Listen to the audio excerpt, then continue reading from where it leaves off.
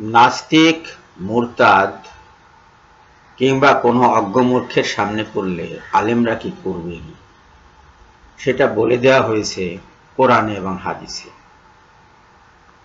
কিন্তু এই আসিফ মহিউদ্দিন এবং তার বন্ধুরা মনে করে যে তারা যেটা বলবে সেটাই হতে হবে। তারা স্বতন্ত্র একটি মূল্যবোধ নিয়ে স্বতন্ত্র একটি পদ্ধতি নির্ধারণ করে দিয়েছে। তারা জোর দিচ্ছে যে আলেমদেরকে এই সব অজ্ঞমূর্খের সাথে তর্ক করতে হবেই। শুনুন। তাহলে তো আমি আমি আমার ছোট মস্তিষ্কে যা ধরে বা যেটা আমি বুঝি সেটা হচ্ছে কোরআন ওইভাবে ইয়ে না করে আপনার মতো মানুষের সাথে বসাইতে উচিত। কারণ আপনি একদিকে নাস্তিকতা নিজেই বলছেন যে আমি নাস্তিক, তাহলে অবশ্যই আপনার সাথেই কিন্তু বসা লাগবে। আসিফ মহিউদ্দিন আক্ষেপ করে বলছিল যে আলেমদেরকে দাওয়াত দিয়েছিলাম বিতর্কের জন্য, কিন্তু আলেমরা রাজি হয়নি। এখন আমি কি করতে পারি? শুনে ছায়া মোহাম্মদ কি বলল সেটা তো আপনারা শুনলেন। এই যে ছায়া মোহাম্মদ, ইনি বলছেন যে শুনে খুব খারাপ লাগলো, আপনি যেহেতু বলছেন যে আপনি নাস্তিক, সেহেতু কোরআন বাদ দিয়ে আপনার সাথে তো তাদের বসা উচিত।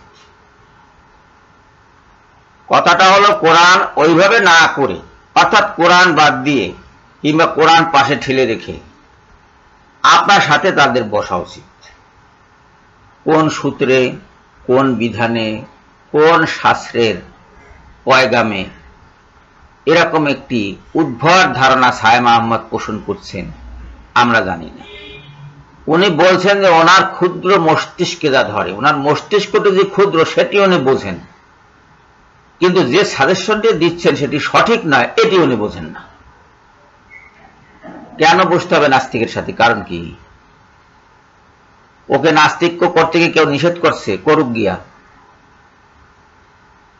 বলদ গরু ছেড়ে দিলাম ঘাস খাক, যেথায় খুশি গিয়ে ঘাস খাক, আমার তোকে কোরবানি দেওয়ার দরকার নেই। ওর মনে ও আছে, আমাদের মনে আছি আমরা। লাকুম দিনুকুম ওয়ালিয়া দিন। আল্লাহ পাক সুস্পষ্ট করে নিষেধ করেছেন, যারা কোরআনের আয়াত বিকৃত করে, যারা ইসলামের বিরোধিতা করে, যারা রসুলের বিরোধিতা করে, তাদের থেকে দূরে সরে যেতে বলেছেন আল্লাহ পাক। আপনাদের বিশ্বাস না হয় সূরা আল ইমরান পড়েন, সূরা বাকারা পড়েন, সূরা মুজাম্মিল পড়েন, ক্লিয়ার হয়ে যাবে।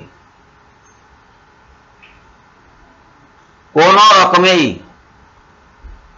এইসব আহাম্মকদের সাথে, অজ্ঞ মূর্খের সাথে বিতর্কে লিপ্ত হওয়া যাবে না।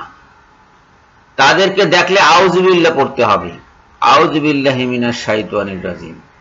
যে শয়তান এইগুলোকে দখল করেছে সেই শয়তান আবার আপনার উপরে ভর করে না বসে, আমার উপরে ভর করে না বসে, সেই জন্য এদের সাথে দেখা সাক্ষাৎ হলেই আমাদেরকে পড়তে হবে আউযুবিল্লাহি মিনাশ শাইতানির রাজিম,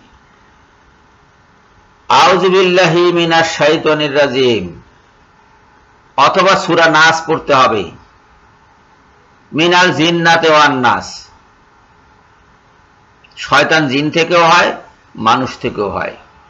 এরা যেমন শয়তানের অনুসারী, তেমন নিজেরাই শয়তানের আদল ধারণ করেছে। তাদের মূল্যবোধ শয়তানের মূল্যবোধ। বিশ্বের কোন শাস্ত্রে, কোন আইনে, কোন বিধানে, কোন যুক্তি শাস্ত্রে কিংবা কোন এথিক্যাল ভ্যালুজে বলা যায় না যে উনি যেহেতু নাস্তিক্য ঘোষণা করছেন সেহেতু আলেমদেরকে ওনার সাথে অবশ্যই বসতে হবে। কেন অবশ্যই বসতে হবে? কারণটা কি? উনি জাহান্নামে যাবেন, তার জন্য কি আমরা দায়ী যে আমরা ওনার সাথে বসতে যাব? কেন বসতে যাব ওনার সাথে? কেউ নেই।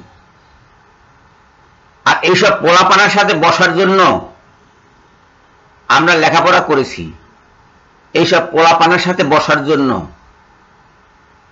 আমরা আমাদের জীবনের এতগুলো বছর পার করেছি।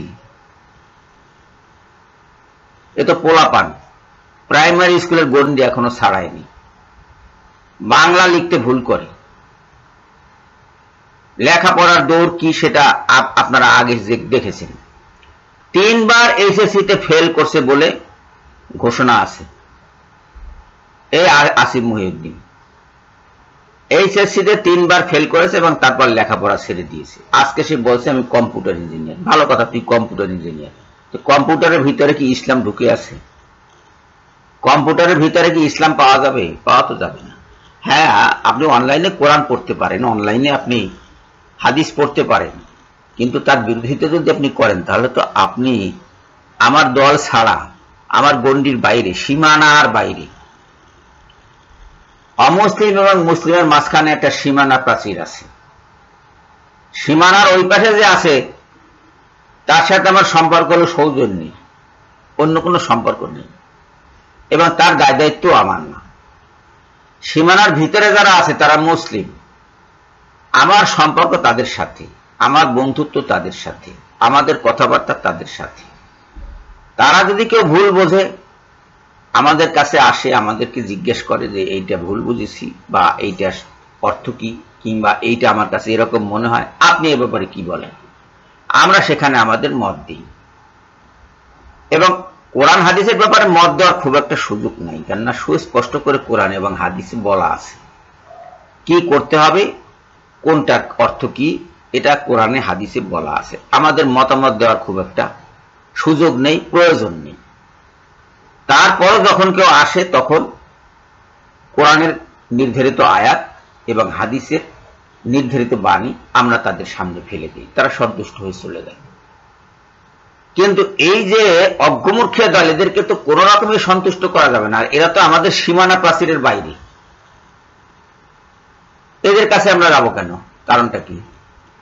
কোনো কারণই তো নেই। এরা নিজেরা এইভাবে নিজস্ব একটা মূল্যবোধ ধরে নেয়, মূল্যবোধ ঠিক করে নেয়, মূল্যবোধ ঠিক করে নিয়ে তারপর বলতে থাকে ইসলামের বিরুদ্ধে কথা। একটা উদাহরণ দিচ্ছি। হযরত মুহাম্মদ সাল্লাল্লাহু আলাইহি সাল্লাম একজন মানুষ, যেমন রসুল তেমনি মানুষ, ভুলের ঊর্ধ্বে নয়, ত্রুটির ঊর্ধ্বে নয় উনি। আল্লাহ পাক স্পষ্টত বলেছেন কোরআনে যে রসুল মানুষ বই আর কিছু নয়। আপনারা একথা সবাই জানেন, রসুল মানুষ বই আর কিছু নয়। আবার হাদিস শরীফে বলা হয়েছে আমিও তোমাদের মতোই মানুষ, আমারও ভুল হয়। আল্লাহ রসুল স্বয়ং বলছেন যে আমিও তোমাদের মতো মানুষ, আমারও ভুল হয়। হাদিস শরীফে এও বলা হয়েছে যে দিনের ব্যাপারে আমি যে সমস্ত নির্দেশ দিই সেগুলো তোমাদের জন্য মান্য করা ওয়াজিব, কিন্তু দুনিয়ার ব্যাপারে যে সমস্ত কথাবার্তা আমি বলি সেগুলো তোমাদের জন্য ওয়াজিব নয়। কেননা সেগুলোর ভিতরে কি, সেগুলোর ভিতরে ভুল হতে পারে। এখন কোন একটি হাদিস উল্লেখ করে তার ভিতরে ধরে নিল যে এইটা তো খাটে নাই, অতএব ইসলাম মিথ্যা, এটা তো কোনো কথা হলো না। কোরআন স্বয়ং বলছে যে রসুল একজন মানুষ, রসুল স্বয়ং বলছেন যে আমি একজন মানুষ। তো মানুষকে মানুষের মতো ট্রিট করতে হবে। রসুল যদি কোথাও কোনো ভুল করে থাকেন, ত্রুটি হয়ে থাকে, তার ত্রুটি নাই, ভুল খুবই কম, কিন্তু তারপরেও যদি কেউ তার কথার ভিতরে কোনো ভুল খুঁজেও পায়, তারপরও কি বলা যাবে যে ইসলাম মিথ্যা? বলা তো যাবে না। কিন্তু এই লোকগুলা স্বতন্ত্র একটি মূল্যবোধ সৃষ্টি করে নিয়েছে। রসুল কোনো কথা বলতেই পারবেন না এবং ভুল হলেই ইসলাম মিথ্যা। এটা তো কোনো কথা হলো না, এটা তো কোনো কথা হলো, এটা তো পাগলের কথা, পোলাপানের কথা। এই পোলাপানের সাথে কেউ তর্ক করতে যাবে না তো, আহাম্মকের দল। এমনি আহাম্মক নিয়ে আমরা ওঠা বসা তো করতে পারবো না, এর কাছেই যাব না আমরা। আউযু বিল্লাহি মিনাশ শাইতানির রাজিম। সবাইকে ধন্যবাদ জানিয়ে এখনকার মতো বিদায় হচ্ছি। আল্লাহ হাফেজ।